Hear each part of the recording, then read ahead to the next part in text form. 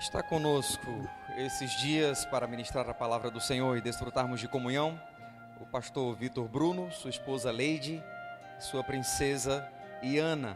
Por favor, pastor Vitor, esteja à frente. Antes disso, se coloque de pé com a sua família. A pequena Iana, talvez lá de trás, não dê para todo mundo ver.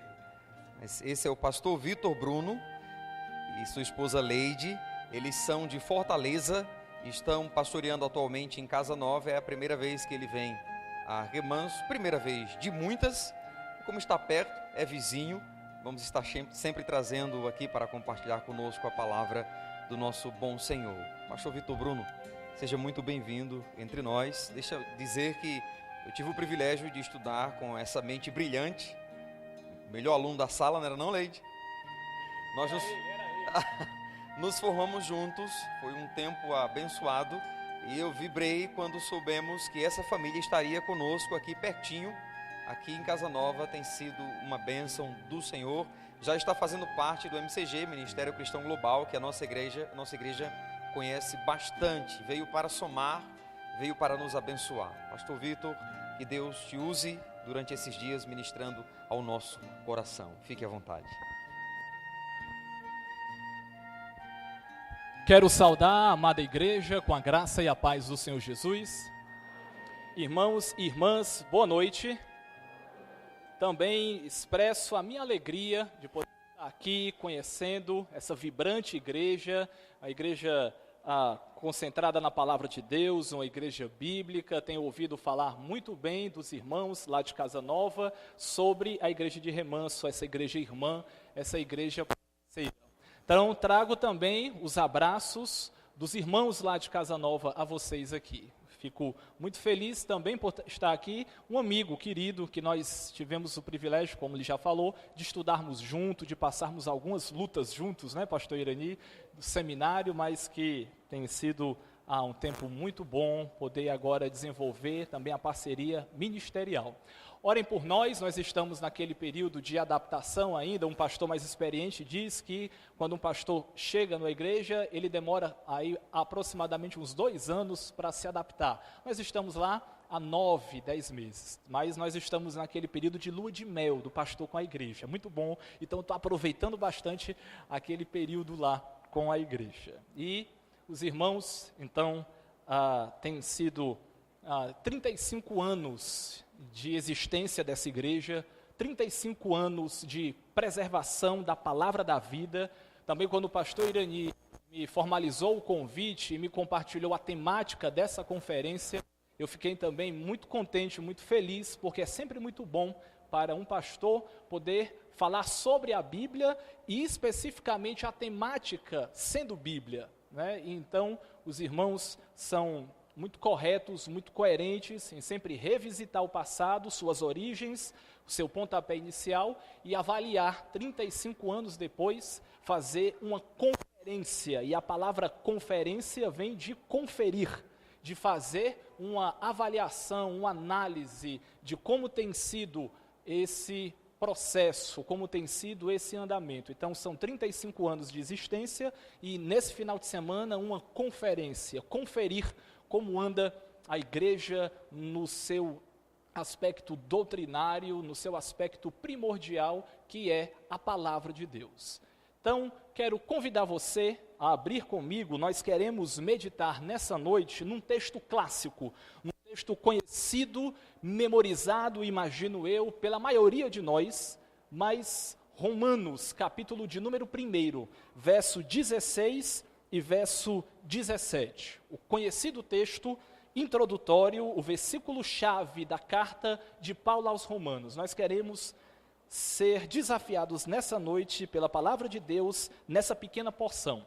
E aqueles que puderem, eu quero pedir para se colocar de pé, para nós fazermos essa leitura em reverência à palavra de Deus.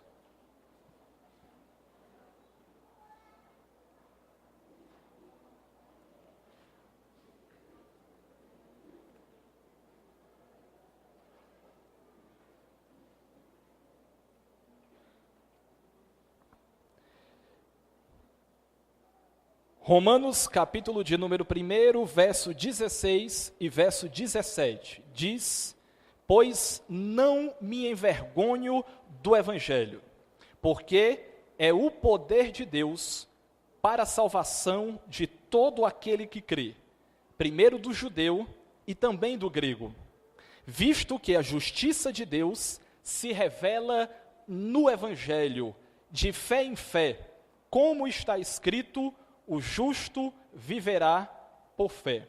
Vamos todos nós, em uma só voz, repetir essa frase final: o justo viverá por fé? O justo viverá por fé. Amado Pai Celestial, nós nos reunimos aqui como Igreja do Senhor Jesus, buscando, Pai, Teu favor, o Teu agir e a Tua mão da providência divina, sustentando, preservando, cuidando, manutenindo essa igreja. Nós te agradecemos, Pai, porque podemos fazer isso na nossa cidade, no nosso estado, de maneira livre, espontânea, cultuar ao Senhor, bendizer e engrandecer o Teu nome, que é maravilhoso. Momento oportuno que nós temos também para fazermos uma conferência da nossa vida, no aspecto individual, mas também da vida do Teu povo, da Tua igreja, no aspecto coletivo. Então, Pai, nós pedimos Tua bênção, tanto no sentido da transmissão, quanto também da recepção da Tua palavra. Que tudo que aqui seja dito e falado, seja com o propósito único de engrandecer o Teu nome e também edificar o Teu povo. Essa é a nossa humilde oração, em nome de Jesus. Amém. Os irmãos podem sentar. Muito obrigado.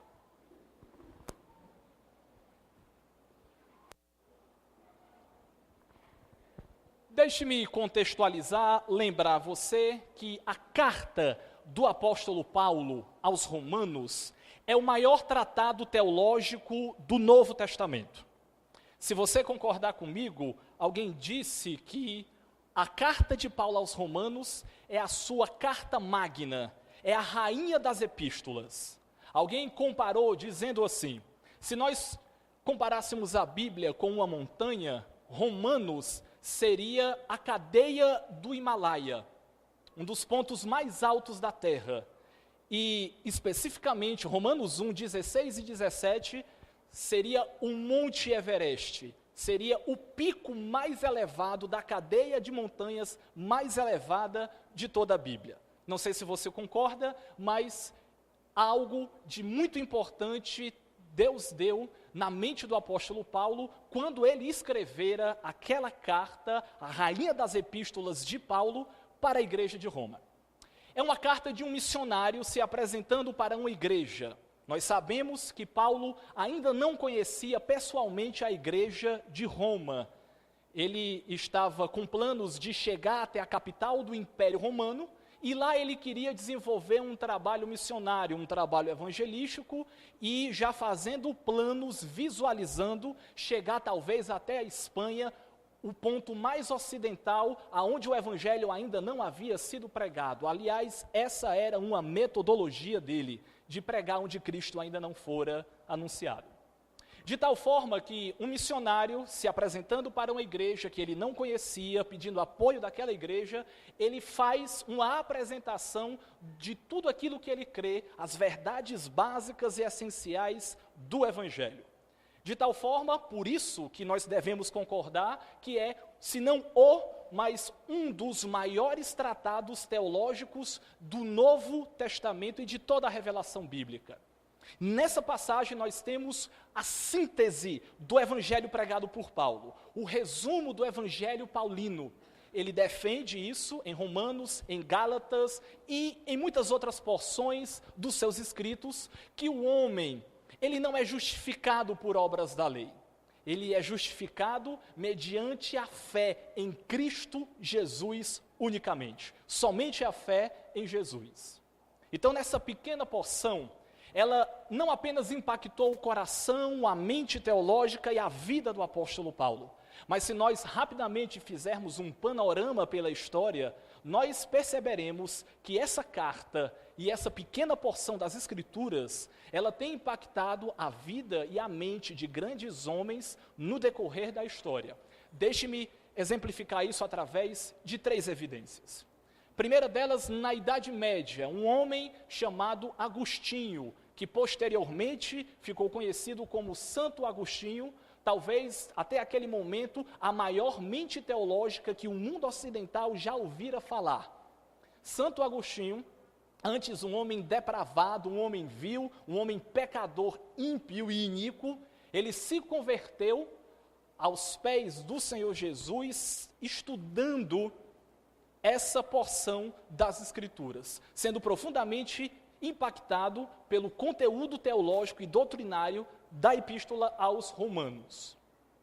Alguns séculos depois, no século XVI, no chamado período da Reforma Protestante, que aliás esse ano nós vamos completar 500 anos de Reforma, no dia 31 de outubro de 1517, Martinho Lutero, ele deu um pontapé inicial de maneira ainda ali muito despretensiosa, o que historicamente ficou sendo o dia da Reforma Protestante, mas foi um processo, foi um período. Lutero converteu-se ao cristianismo de fato e de verdade, estudando, revisitando o conteúdo da Epístola de Paulo aos Romanos. Ele, inclusive, escreveu um comentário bíblico sobre todas as suas descobertas e quanto ele havia, de fato, entendido errado e agora, à luz do Evangelho, havia irradiado no seu coração, sendo profundamente impactado pela Epístola de Paulo aos Romanos. E, alguns poucos anos depois, obrigado, irmão, um outro homem, estudando o que o próprio Lutero havia escrito sobre Romanos, esse homem se tornou um dos maiores avivalistas da igreja inglesa no século XVIII. John Wesley, o fundador da igreja metodista na Inglaterra, ele foi um homem profundamente consagrado a Deus e ao ministério, estudando os escritos de Lutero alguns poucos anos antes dele, e especialmente revisitando as páginas da Epístola aos Romanos. De tal forma, amados, que nós estamos diante de um daqueles textos, a Bíblia toda, ela é especial, ela é eficaz, ela é poderosa, ela é aquela espada de 2 gumes. Mas nós estamos dentro de um texto áureo, de um texto explícito das Escrituras que fala para nós sobre o poder do Evangelho. Todos esses homens profundamente impactados com essa mensagem. E oxalá, queira Deus, que de alguma forma também Deus hoje use essa pequena porção para revisitar o seu povo. Talvez eu não vá trazer nada de novo, e não é minha pretensão fazer isso. Nenhuma doutrina nova, nenhuma ideia nova, nenhuma nova perspectiva, porque a Bíblia, na verdade, é uma verdade antiga para tensões atuais. Essa é a minha rápida visão sobre o papel da Bíblia. Ela nunca caduca, ela nunca tropeça, ela não envelhece, ela não fica desatualizada, ela nunca é antiquada, porque são verdades antigas, mas verdades eternas, para tensões atuais, para problemas odiernos, para questões do dia a dia. A Bíblia fala para a mente e para o coração, ela fala para a alma e para o corpo. Então nós podemos extrair dessa passagem, dessa porção, 5 verdades que o apóstolo Paulo fala sobre o Evangelho. A primeira delas, amados, que Paulo diz é que o Evangelho não deve causar vergonha no povo de Deus. Porque, volta comigo para o texto, olha o verso 16. Ele diz, pois não me envergonho do Evangelho. Um pastor muito experiente, ele disse que, de maneira geral, há 3 tipos de pessoas na igreja. Há 3 tipos de pessoas na igreja. Tem aquelas pessoas que não se envergonham do Evangelho, como o apóstolo Paulo ensina aqui. Mas tem aquele outro grupo de pessoas que se envergonham do Evangelho, que às vezes têm um certo receio, um certo medo, às vezes constrangimento mesmo, de se identificar como cristãos. Mas tem ainda, lamentavelmente, um terceiro tipo de gente dentro da igreja, que eles são a própria vergonha para o Evangelho. E Deus queira que aqui na Igreja Batista Regular de Remanso, todos nós sejamos contados dentro desse primeiro grupo, aqueles que não se envergonham do Evangelho. O Evangelho ele não causa vergonha. O apóstolo Paulo, de maneira indireta, negativa, o que ele está querendo dizer, que a maior satisfação da vida dele, o maior prazer que ele tem desenvolvido até ali, é a pregação do Evangelho. É a oportunidade de ser um embaixador de Cristo, um apregoeiro da verdade, um proclamador das boas novas, um transmissor de todo o oráculo de Deus. Aquele homem, ele exalava o Evangelho, e ele na verdade diz isso para nós, quando escrevendo para uma outra igreja, ele diz que nós somos o bom perfume de Cristo, cheiro de vida para com vida, mas também cheiro de morte para com morte para aqueles que estão perdidos. Ele queria que cada transpiração da sua alma exalasse como um bom perfume de Cristo o Evangelho. Por isso que ele está dizendo para a igreja de Roma, que ele não conhecia, contudo ele estava se apresentando, eu quero logo dizer para vocês o seguinte: eu não tenho vergonha de pregar o Evangelho. O Evangelho não deve causar vergonha em ninguém. Mas há pessoas que se envergonham do Evangelho. Mas, infelizmente, há ainda pessoas que são a própria vergonha para o Evangelho, que levam o nome de Cristo, mas que entristecem o nome de Cristo e da igreja. O apóstolo Paulo, escrevendo certa feita para um discípulo seu, o jovem Timóteo, que fora seu discípulo e agora seu colega de ministério, havia assumido o ministério da igreja de Éfeso, havia se colocado como pastor da igreja, e em 1 Timóteo, o teor da carta, a imagem que a gente tem de Timóteo, das palavras de Paulo na carta, é que ele é um jovem vibrante, ele é um jovem que está extremamente empolgado e animado com o ministério. Só que Paulo, algum tempo depois, escreve a segunda epístola de Timóteo. Ele vê necessidade de escrever para Timóteo, porque Timóteo agora, ele estava um pouco desanimado, ele estava um pouco triste, talvez pensando em desistir do Evangelho. E Paulo lembra a Timóteo que o espírito que Deus deu para nós não foi um espírito de covardia, não foi um espírito de vergonha do Evangelho, mas foi um espírito de poder, de fé, de amor e de moderação. Parece que Timóteo estava um pouco quanto desanimado. Ele diz: Timóteo, não te envergonhes do Evangelho, não te envergonhes do teu testemunho, porque eu não me envergonho do meu testemunho. Eu não me envergonho, Timóteo, dessas algemas, do cárcere, da prisão que eu estou aqui. Então agora, nesse segundo momento, ele quer falar para aquele jovem que ele não poderia se envergonhar do Evangelho e que também ele não deveria se envergonhar, se entristecer da própria situação, às vezes conflituosa, que um servo de Deus, porventura, pode passar. E um pouco mais à frente, ele diz: Timóteo, você deve se preparar para o ministério como obreiro aprovado. Você deve estar sempre manejando bem a palavra da verdade. Você não deve se envergonhar, Timóteo, do Evangelho. Então procura apresentar-te a Deus aprovado, como obreiro que não tem do que se envergonhar e que maneja bem, que afia bem a palavra da verdade. Amados, dentro desse contexto, fazendo essa conferência, essa autoavaliação de 35 anos de igreja, mas individualmente de nossas vidas, o Evangelho, ele não causa vergonha. Nós precisamos zelar pelo nosso testemunho. Nós precisamos cuidar da imagem que nós apresentamos de Cristo para as pessoas. Nós lemos mais cedo o texto áureo, que é Filipenses 2, que a igreja utiliza. Aí, o texto diz que nós somos como que luzeiros no mundo. Nós somos reflexo da glória de Cristo. Nós não devemos nos envergonhar do Evangelho, e muito menos nós não podemos ser causa de vergonha por Evangelho. Alguém disse, e eu concordo, que 1 grama de testemunho vale mais do que 1 tonelada de propaganda. Tem muitas igrejas que propagandeiam a si mesmas, mas nós não estamos aqui proclamando ou propagando igreja, nós estamos pregando a palavra da vida. O apóstolo Paulo disse certa vez que a pregação da Bíblia, a palavra da cruz, ela é loucura para os que se perdem, mas para nós que somos salvos, poder de Deus. Nós precisamos zelar pela nossa vida como luzeiros no mundo. Nós não podemos envergonhar o Evangelho. Nós não devemos ter vergonha do Evangelho. O Evangelho não causa vergonha. Thomas de Kempis, ele diz que quem tem um testemunho digno, prega até calado. Um crente fiel, mesmo quando ele se cala, ele prega com a vida. E alguém falou assim para mim, no dia que você não tiver mais nada para pregar, pregue com a sua vida, pregue com o seu testemunho. Porque nós pregamos e impactamos, tanto com as nossas palavras, temperadas com sal, palavras do Evangelho, mas também nós pregamos com a nossa vida. Nós testemunhamos aos outros a luz do Evangelho de Cristo.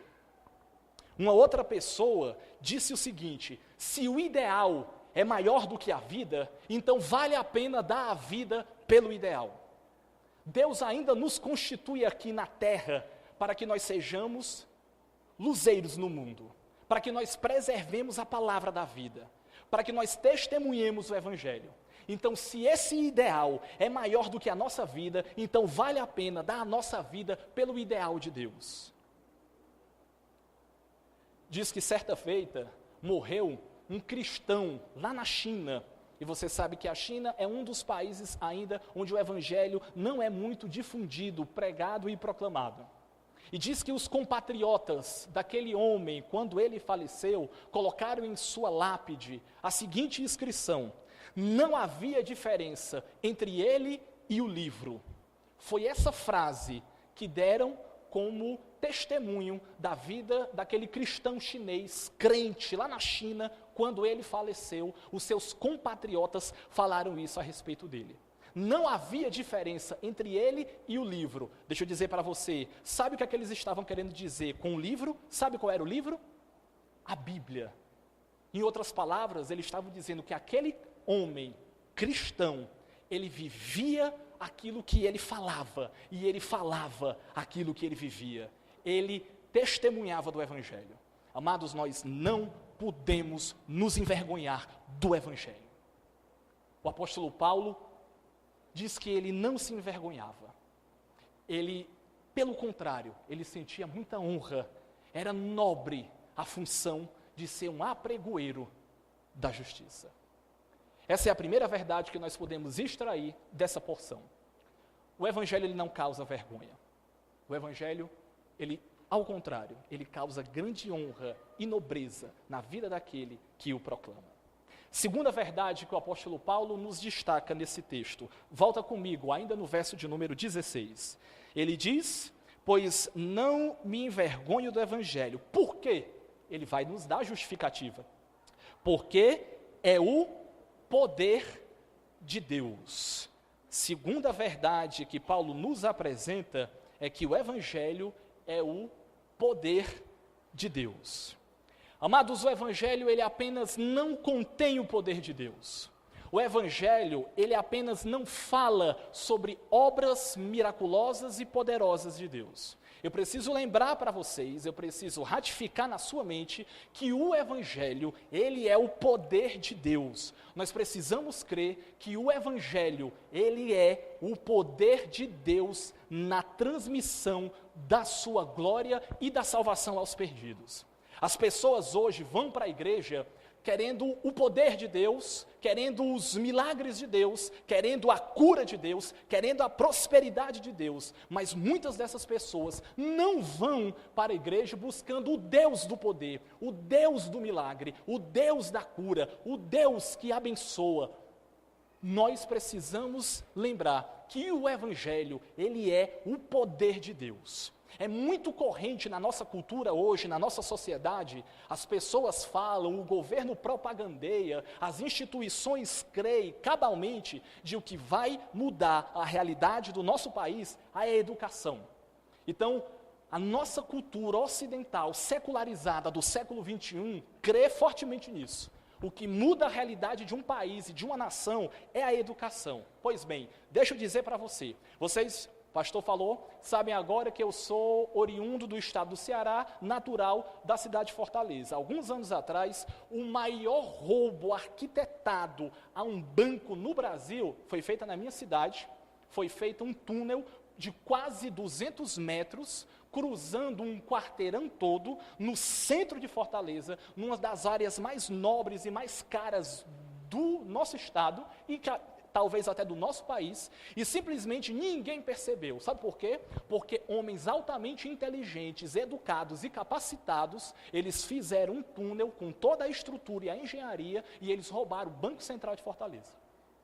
Nós estamos hoje vivendo, não é uma crise econômica apenas, não é uma crise política apenas. Sabe o que a gente está vivendo nos nossos dias hoje? Eu comumente falo isso, é uma crise do homem. É uma crise do coração, e a educação não muda essa crise do homem, não desfaz a crise do coração. Sabe o que é que desfaz?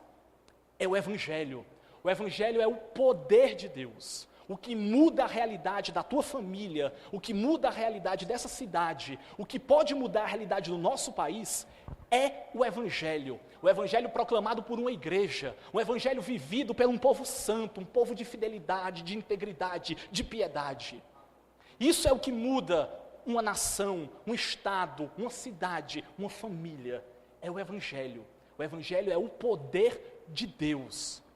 Ele não apenas contém o poder de Deus. O Evangelho não apenas narra o poder de Deus, mas nós precisamos crer que o Evangelho, ele é o próprio poder de Deus. E eu quero exemplificar isso para você. A Inglaterra, no século XVIII, a Inglaterra estava vivendo um dos piores momentos da sua história. A Revolução Francesa contaminou a mente europeia no século XVIII. A França, com os seus ideais de iluminismo e de racionalismo, estava dominando toda a Europa ocidental, e a Inglaterra inclusive. Você sabe que a Inglaterra, outrora, ela foi um grande berço de pregadores, de missionários e de crentes por todo o mundo. Só que a Inglaterra estava passando por um período de marasmo espiritual, uma frieza doutrinária e espiritual. Mas teve um grupo de jovens que no dia 31 de dezembro do ano de 1739, na virada do ano, eles fizeram uma vigília de oração. E o propósito daquela vigília era pedir que Deus os usasse para que eles mudassem a realidade do seu país. Dentre o grupo que estava lá, 3 deles são conhecidos da história.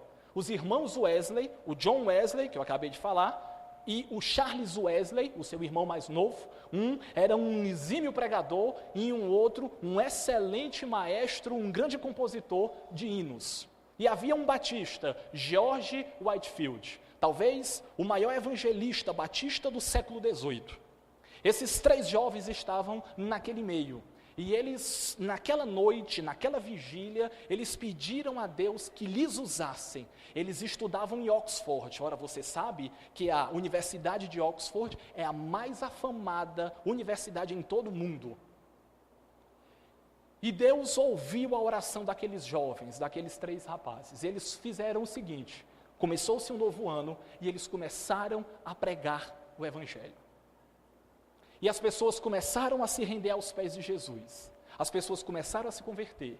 Diz que as igrejas até então eram igrejas mortas, igrejas vazias, igreja de gente sedenta, mas que não tinha onde encontrar água. E aqueles homens começaram essa revolução espiritual.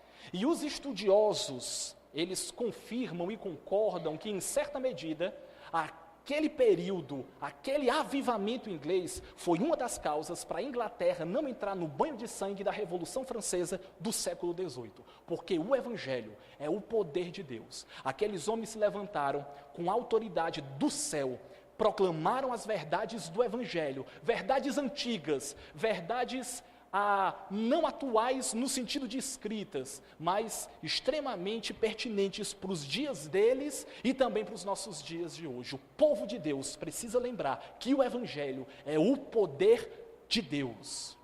Foi isso que aconteceu no período do Novo Testamento. Isso se repetiu no decorrer da história do cristianismo. E nós hoje, amados, precisamos revisitar essa verdade. Nós precisamos lembrar que o Evangelho não causa vergonha. O Evangelho é o poder de Deus. Mas eu quero compartilhar com você uma terceira verdade. Volta comigo para o verso 16.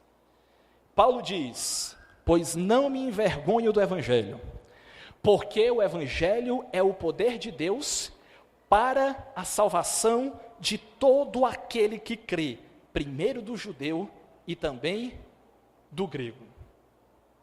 Terceira verdade, meus queridos, que o Evangelho, que nós podemos aprender, é que o Evangelho, ele salva todo aquele que crê. É o Evangelho que salva.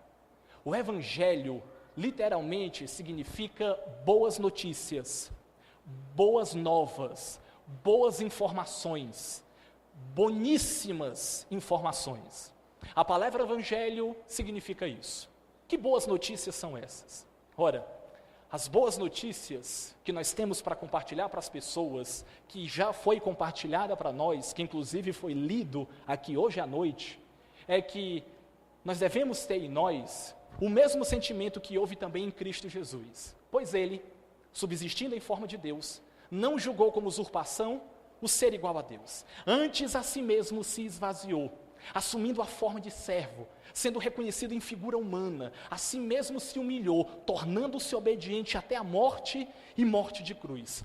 Pelo que também Deus o exaltou sobremaneira, e lhe deu um nome que está acima de todo nome, para que ao nome de Jesus se dobre todo o joelho, no céu, na terra e debaixo da terra, e toda língua confesse, Jesus Cristo é o Senhor, para a glória de Deus Pai. Esse é o anúncio que nós devemos fazer. Se você não sabe falar mais nada, se você não consegue desenvolver mais nada, fale isso. O Evangelho salva todo aquele que crê. O Evangelho é as boas notícias, que o Rei da Glória, ele deixou a glória celestial e ele veio para se tornar homem como nós. Ele foi envolvido numa faixa, colocado num berço de palha, numa manjedoura. O Deus onipotente tornou-se um ser humilde. O Rei da Glória, o Rei dos Reis, o Senhor dos Senhores, ele veio para ser homem, como eu e você. Ele veio para sofrer na pele o que é ser homem, o que é ser humano, para nos salvar. As Escrituras dizem que ele é o Cordeiro de Deus, que tira o pecado do mundo. As Escrituras dizem que ele é o Alfa e o Ômega, o início e o fim, aquele que era, aquele que é e aquele que há de vir, o Deus Todo-Poderoso. As Escrituras dizem que Jesus Cristo, ele é o sol da justiça, ele é a luz do próprio Evangelho. Onde antes estava imerso em grandes trevas, quando o Senhor Jesus Cristo chegou, eis que irradiou uma grande luz. Jesus, ele trazia esperança para o coração mais desesperançado. Jesus trazia ânimo para o coração mais desanimado. Jesus trazia alegria para o coração mais tristonho. Ele trazia libertação e ele era o libertador. Ele foi o sacrifício e ele era o sacerdote. Ele foi a profecia e ele era o próprio profeta. O Senhor Jesus Cristo, ele salva, ele cura. Certa feita, na sinagoga de Nazaré, ele abre um rolo. E naquele dia estava selecionado para ir fazer a leitura do profeta Isaías. Diz que toda a congregação, a sinagoga, tinha os olhos fitos nele. Ele abre aquela porção e ele começa a dizer: o Espírito do Senhor Deus está sobre mim, porque o Senhor me ungiu a pregar boas novas aos quebrantados, a pôr em liberdade os cativos, os aflitos de coração, a pôr em liberdade todos os algemados, e anunciar o ano aceitável do Senhor. E ele encerra a leitura por ali, porque o texto em Isaías, você sabe que continua dizendo: e o dia da vingança do nosso Deus. Ele ainda não veio para cumprir essa função, mas na sua primeira vinda, ele veio para pregar boas novas a todos aqueles que estão presos e algemados, submersos nas trevas espirituais. Esse é o Evangelho que salva, amados. Nós cremos nele, mas nós precisamos agora chamar outros para também crer nele, porque o Evangelho é o que salva, o Evangelho é que cura, o Evangelho é que transforma uma vida, uma família, uma cidade, uma nação. O Evangelho, ele salva. Nós tiramos 3 lições até o presente momento. Primeira delas, o Evangelho não causa vergonha. Segunda delas, o Evangelho é o poder de Deus. E terceira delas, o Evangelho, ele salva todo aquele que crê. Quarta verdade, volta comigo para o texto, olha o verso 17. Visto que a justiça de Deus se revela no Evangelho. Quarta verdade que nós podemos extrair desse texto é que o Evangelho revela a justiça de Deus. O Evangelho, ele demonstra a justiça de Deus. Amados, você sabe, nós já falamos, Paulo está escrevendo para uma igreja que na sua maioria era formada de romanos. Os romanos, eles eram a capital intelectual do direito do primeiro século. Todo o nosso entendimento de direito e de política vem do berço romano. Eles são os idealizadores do Código Civil, dos Códigos Penais. Os romanos deram o pontapé inicial para toda a área do direito e da política do mundo ocidental. Então, nesse contexto, o apóstolo Paulo está falando de justiça não como uma qualidade moral. Ali um homem justo, ali um homem reto, um homem íntegro. Não é esse aspecto da palavra justiça. Quando ele fala de justiça de Deus, ele está usando um estado legal. Não é uma qualidade moral, mas é um estado legal. Na imagem de Paulo, que certamente foi essa a imagem dos romanos, é de visualizar Deus como um juiz sentado num trono, e um juiz legislando, julgando aqueles que chegam diante dele. E o apóstolo Paulo, então, está trazendo uma imagem de um tribunal, é uma imagem judicial, é uma imagem que a gente diz, a imagem forense, de fórum. E Deus, ele é justo. Um dia, ele vai separar os seus, aqueles que exerceram fé nele, e daqueles que não são do seu povo, que não são contados entre eles. Na verdade, o apóstolo Paulo já nos dá um prenúncio disso quando nós chegamos até o capítulo 8. E ele vai dizendo que aos que de antemão conheceu, também os predestinou, para serem conformes à imagem de seu filho, a fim de que ele seja o primogênito entre muitos. E aos que predestinou, a esses também justificou. E aos que justificou, a estes também glorificou. Ele nos declarou justos. Ele disse assim para nós: nenhuma condenação há para os que estão em Cristo Jesus, porque a lei do Espírito da vida em Cristo Jesus te livrou da lei do pecado e da morte. E esse mesmo Paulo, na sua provavelmente primeira carta, em Gálatas 5, ele diz: para a liberdade foi que Cristo vos libertou, porque em Cristo verdadeiramente nós somos livres. Nós vivemos uma vida de liberdade. O Evangelho, ele revela essa justiça de Deus, não por méritos humanos, não por obras meritórias, não por algum mérito seu, mas porque Cristo foi até a cruz do Calvário, por mim e por você, por nós. Ele sofreu sobre si a iniquidade de nós todos. O castigo que nos traz a paz estava sobre ele, e pelas suas pisaduras nós fomos sarados. Deus nos declara justos, imputando a nós, atribuindo a nós os méritos de Cristo. Por causa de Cristo, nós temos uma vida de liberdade. Por causa de Cristo, a justiça de Deus revelada no Evangelho diz que o homem é justificado mediante a fé em Jesus Cristo. Porventura você está conosco aqui hoje à noite, você tem nos visitado, e você ainda não se declara enquanto ser como cristão. Você ainda não tomou uma decisão ao lado de Cristo, entendendo pela mente e também no seu coração. O apóstolo Paulo também diz assim: se com a tua boca confessares Jesus como Senhor, e em teu coração creres que Deus o ressuscitou dentre os mortos, há uma promessa: serás salvo. Se você está aqui hoje nos visitando, eu preciso dizer para você que o Evangelho revela a justiça de Deus. Martinho Lutero, que eu falei mais cedo, ele conta que a sua experiência antes da conversão era uma experiência danosa. Ele conta, numa das suas biografias, que quando ele ouvia o nome de Cristo sendo pronunciado por uma pessoa perto dele, ele se tremia todinho. Diz que certa feita ele estava fazendo uma viagem e caiu uma copiosa tempestade. E ele estava com medo, porque ele estava ali entendendo que se ele morresse, ele ainda não tinha encontrado a luz e a verdade do Evangelho. Ele ainda era um perdido. E ele conta que a experiência dele naquela viagem, aquelas densas trevas, aquela chuva copiosa e aqueles estrondosos relâmpagos, era como se o próprio inferno estivesse abrindo as portas debaixo dos seus pés. E ele sentiu um medo e um pavor da perdição eterna, que poucos de nós talvez já experimentou isso em suas vidas. Mas aquele homem, ao reler Romanos e ao entender que o homem não é salvo por obras da lei, mas o homem é salvo mediante a fé exclusiva em Cristo Jesus. Aquele homem diz que quando ele entendeu essas verdades, as escamas espirituais caíram dos seus olhos e ele passou a ver com os olhos da fé. Era como se as portas do paraíso estivessem abertas e escancaradas diante dele. Todos nós experimentamos isso quando nos convertemos. Se você está aqui nos visitando, o Evangelho revela a justiça de Deus. Você precisa notificar isso no seu coração. Vimos então 4 verdades até aqui. O Evangelho não causa vergonha. O Evangelho é o poder de Deus. O Evangelho salva todo aquele que crê.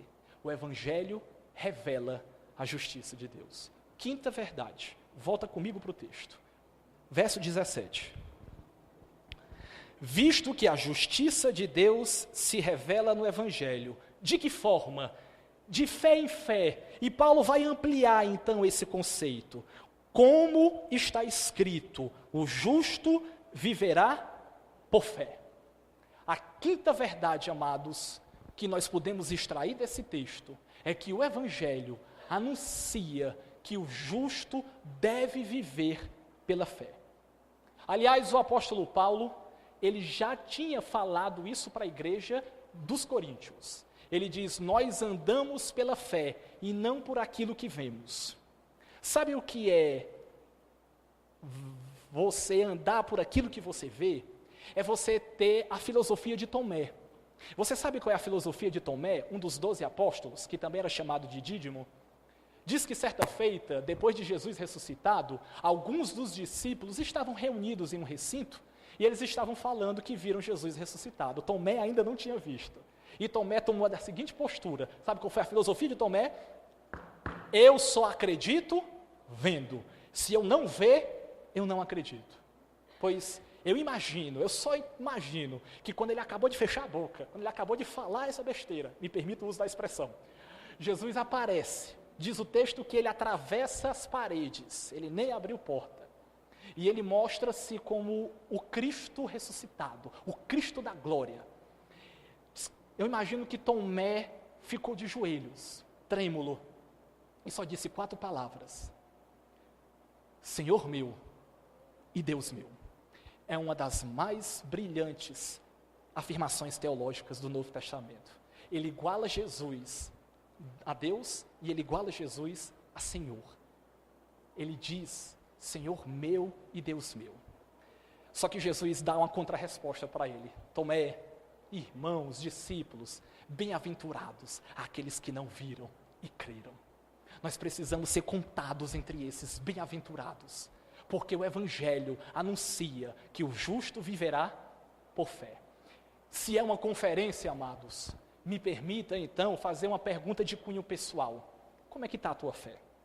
Como é que anda a tua fé? Você está escalonando a sua fé? Sua fé tem crescido? Sua fé está estagnada? Espero que nenhum de nós tenha decrescido na sua fé. Porque o justo, ele vive pela operosidade da sua fé. O justo vive pela fé, de fé em fé. Nessa simples expressão, Paulo está dizendo que o início da vida cristã é marcado pela fé. E Paulo está dizendo que o fim da vida cristã também é marcado pela fé. Conta a história que certa feita, Charles Spurgeon, um dos grandes pregadores da história cristã, ele foi visitar uma das suas ovelhas, um dos senhores da sua igreja, já muito ancião, muito avançado em dias e já no seu leito terminal, no seu leito de morte. E Charles Spurgeon foi animar aquele homem, foi lhe fazer uma visita para compartilhar algumas verdades da palavra de Deus com aquele homem. E ele mesmo conta que, ao invés de ele animar aquele ancião, o processo foi contrário. Aquele ancião foi que lhe animou. E uma das frases que ele registra daquela conversa foi assim: aquele homem, aquele ancião disse: pastor, o Senhor, com as suas pregações, me ajudou não apenas a viver a vida cristã, mas o Senhor, com as suas pregações, me ajudou também a morrer uma morte cristã. Porque o justo, amados, ele vive de fé em fé. Ele principia a sua carreira cristã pela fé. A intermediação da sua vida é pela fé, mas o fim da sua carreira também é pautado pela fé. E uma das frases mais conhecidas do povo de Deus sai da boca desse mesmo homem, que disse que o justo vive pela fé. Ele disse o seguinte: eu combati o bom combate, eu completei a carreira, eu guardei a fé. Ele disse: eu sei em quem eu tenho crido, e eu estou bem certo de que Ele é poderoso para guardar bem o meu tesouro, o meu depósito, a minha fé, até o dia final. O justo vive pela fé, amados. A Bíblia fala muito sobre a fé. A Bíblia diz que a fé é o meio da salvação. Porque pela graça sois salvos, mediante a fé. E isso não vem de vós, é dom de Deus. A Bíblia continua dizendo que a fé é uma profunda convicção em Deus. Porque o autor desconhecido de Hebreus, ele diz: ora, a fé é a certeza das coisas que se esperam, é a convicção de fatos que não se veem. Esse mesmo autor de Hebreus, ele diz que, visto que nós temos a rodear-nos uma tão grande nuvem de testemunhas, desembaraçando-nos do peso e do pecado que tenazmente nos assedia, corramos a carreira que nos está proposta, olhando lá na frente o autor e consumador da fé, Jesus, que suportou a cruz em troca de toda a alegria que lhe estava proposta. Ele suportou a cruz, e Ele é o autor e o doador, o consumador da fé. As mesmas escrituras, elas dizem para nós que a fé é uma arma. Você sabia disso? Porque o apóstolo João diz: olha, você que é filho de Deus, você vence o mundo, e a vitória que vence o mundo, sabe qual é? É a nossa fé. 1 João capítulo 5. E o apóstolo Paulo, em Gálatas, capítulo de número 2, ele diz: olha, o viver que agora eu tenho, eu vivo pela fé no Filho de Deus. Nós precisamos viver pela fé. O justo vive pela fé, amados. E se você me permitir ainda, eu quero exemplificar para você 2 exemplos de situações em que as pessoas não exercitaram essa fé. 2 exemplos negativos e 2 exemplos positivos de pessoas que exercitaram a sua fé. Se você me permitir, apenas para lembrar você, no Evangelho de Marcos, no capítulo 4, também no Evangelho de Mateus, no capítulo 8, nós temos narrada a história em que Jesus acalma uma tempestade. O texto nos informa que eles estavam atravessando o mar da Galileia, o mar de Tiberíades, e eles estavam indo de uma margem até a outra margem. De repente, em frações de minutos, o texto diz que deu uma grande ventania, um grande temporal. As ondas começaram a colocar-se para naufragar aquele barco. E eles estavam para ir para o fundo do mar. E eu imagino, você sabe que dos apóstolos, a maioria deles tinham como profissão, qual profissão? Eles eram pescadores. Então eles eram homens do mar. E eles não apenas eram pescadores, mas eles cresceram nas margens do mar da Galileia. Eles conheciam aquele mar, eles conheciam aquelas águas. E eles tentaram a todo custo dominar aquele barco. Tentaram a todo custo passar por aquela tempestade. E eles não conseguiram. No último suspiro, na última esperança, na luz do fim do túnel, um deles chega para Jesus. Jesus estava dormindo lá no fundo do barco. E eles dizem assim: Jesus, não te importa com a gente? Não te importa que pereçamos? Sabe o que é que Jesus faz? Jesus acorda. Ele acalma o vento, ele emudece o vento e ele acalma o mar. Depois que ele ajeita a situação caótica ao redor, ele volta-se para os discípulos. E lembra qual é a pergunta que Jesus faz para eles? Por que que vocês são tímidos? Como é que vocês não têm fé? Literalmente, a palavra timidez é melhor interpretada como covardes. Traduzindo, por que que vocês são covardes? Por que que vocês não vivem pela fé? Foi essa pergunta retórica, de exortação, que Jesus deu para os seus discípulos, que já haviam visto as manifestações dele como Senhor e como Deus.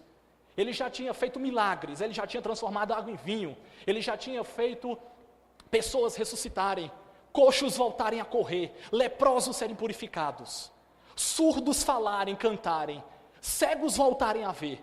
Ele já tinha feito sinais e milagres, mas mesmo assim, os discípulos, naquela ocasião, eles queriam andar por aquilo que eles viam e não andar pela fé. E Jesus os exorta, dizendo: por que que vocês são covardes quando vocês deveriam ter fé? Mas esses mesmos discípulos, em Mateus 17, nós temos registrado um segundo evento em que eles são duramente criticados. Um homem chega até os pés de Jesus e diz: Jesus, eu tenho um filho lunático. Esse filho está endemoniado, Jesus, desde criancinha.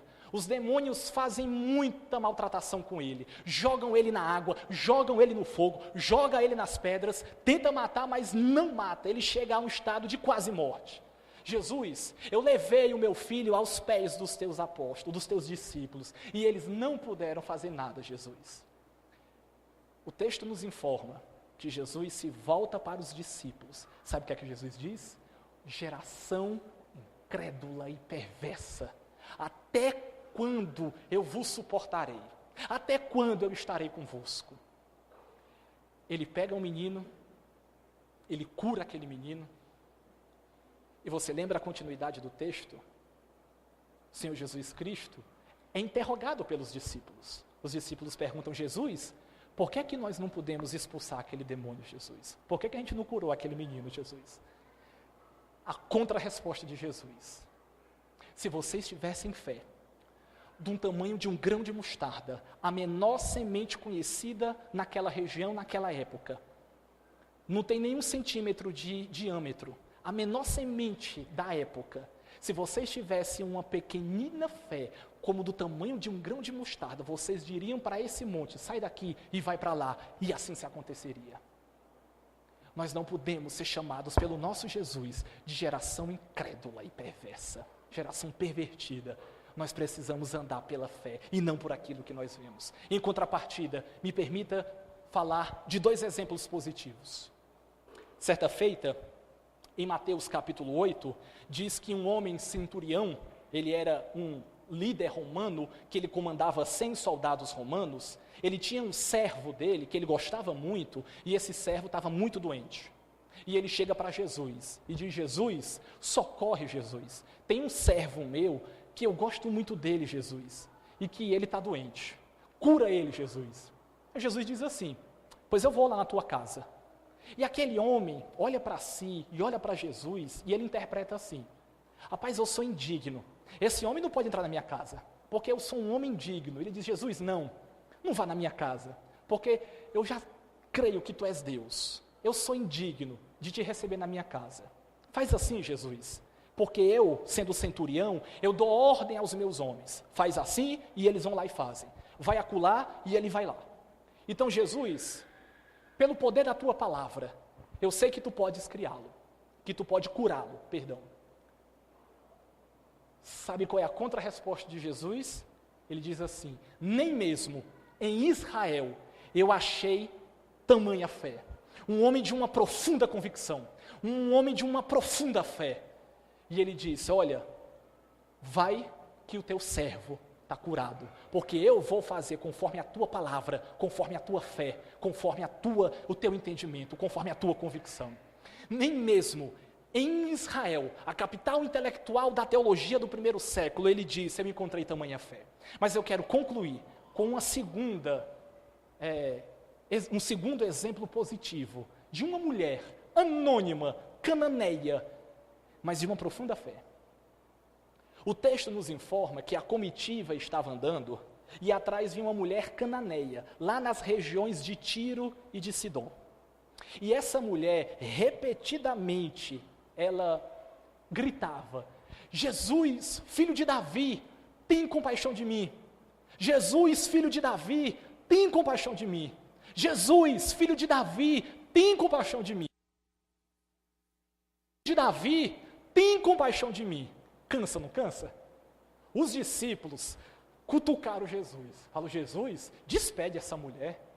Está cansando já. Ela já está aí há vários minutos, talvez horas, repetindo isso. Jesus, filho de Davi, tem compaixão de mim. Jesus se volta para a mulher e diz: olha, eu vim tão somente para as ovelhas perdidas da casa de Israel.